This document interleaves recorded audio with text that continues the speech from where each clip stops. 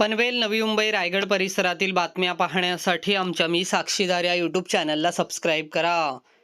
दिवंगत ज्येष्ठ कामगार नेते श्याम पादाजी म्हात्रे यांच्या 8व्या पुण्यस्मरण दिनानिमित्त खांदा कॉलनी येथे 9 जून रोजी आगरी शिक्षण संस्था सेक्टर 6 येथे विविध कार्यक्रमांचे आयोजन करण्यात आले होते।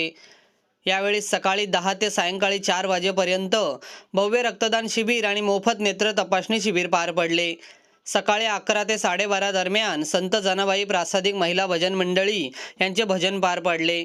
संध्याकाळी 5:30 वाजल्यापासून सुंदरकांड पाठ तर 5:30 वाजल्यापासून पूजा, पुष्पांजली आणि प्रसादाचे आयोजन करण्यात आले होते। यावेळी विविध क्षेत्रातील मान्यवर उपस्थित होते। रक्तदान शिबिर ठेवलं होतं, मोफत नेत्र तपासणी शिबिर ठेवलेलं आहे। आपण पाहिलं असेल की आमच्या मार्केटच्याच काही भगिनी आहेत, त्यांचं महिलांनी मिळून स्वखुशीने या ठिकाणी भजन या ठिकाणी सादर करण्यात आलेलं आहे। अजूनही शाळेमध्ये विविध उपक्रमाचं उद्घाटन आम्ही आत्ताच केलेलं आहे। जसं की आम्हाला शाळेच्या इमारतीसाठी आम्हाला 12 लाखाचा फंड आला, त्या दृष्टिकोनातून देखील त्या कामकाजाचा श्रीफळ या ठिकाणी फोडण्यात आलेला आहे। आणि त्यानंतर एक सुंदरकांडचा पाठ आहे, आमच्याच एक महिला कार्यकर्ते आहेत, त्यांनी काल सुचवलं आणि त्यांनी इच्छा व्यक्त केली की ते झालं पाहिजे, तर ते देखील आम्ही ठेवलेलं आहे।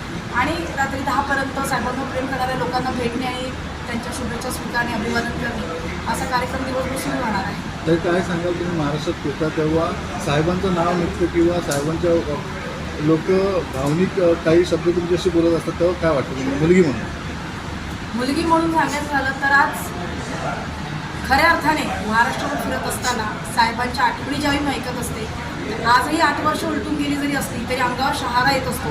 आजही त्या लोकांच्या डोळ्यातलं जे पाणी आहे, जे ताजंतवानं आहे, आज आपण बघतो लोक 13 दिवस झाले की आपल्या कामाला जातात, पण एक मुलगी म्हणून माझ्या मला वडिलांचा इतका अभिमान आहे की त्यांनी जे कार्य केलेलं आहे ते आज लोकांच्या अश्रूतनं येत असतं। आज मी कोणती गोष्ट करत नाही, परंतु मी विविध म्हणजे अगदी मी तेलंगणापर्यंत काम करत असताना तिथले सुद्धा कामगार असतील किंवा माझ्या महाराष्ट्रातल्या इतर भागांमध्ये साहेबांनी खूप मोठं काम उभं केलेलं आहे, ओबीसीच्या माध्यमातून उभं केलेलं आहे, कामगार क्षेत्रात उभं केलेलं आहे। आज सांगली, सातारा या ठिकाणी सुद्धा गेल्यानंतर ज्यावेळी वडिलांची आठवण ठेवून माझा त्या ठिकाणी मान सन्मान सत्कार होत असतो, त्यावेळी अतिशय एक मुलगी म्हणून असलेला अभिमान आहे तो शब्दात नाही व्यक्त करतायत। कारण जेव्हा त्या आठवणी मी ऐकत असते, कधीतरी कुठच्या तरी पाड्यातल्या कुठच्या तरी विद्यार्थ्याचं शिक्षण त्यांनी केलेलं असतं।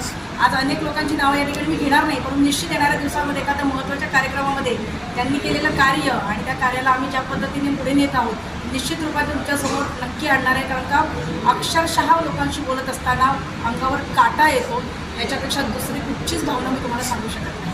ओके।